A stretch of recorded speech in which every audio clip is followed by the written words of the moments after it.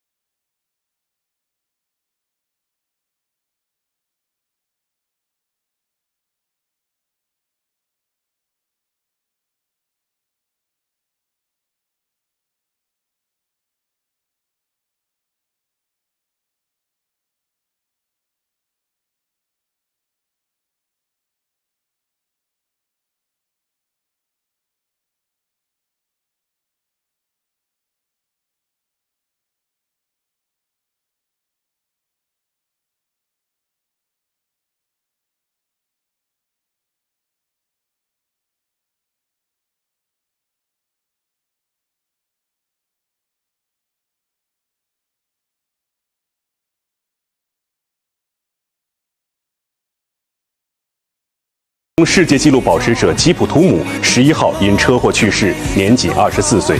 如今世间已无基普图姆，但对于所有马拉松跑者而言，基普图姆创造的世界纪录将是他们冲击的目标。相信基普图姆用双脚激荡出的神话，一定会有人续写。这是怀念和致敬基普图姆最好方式。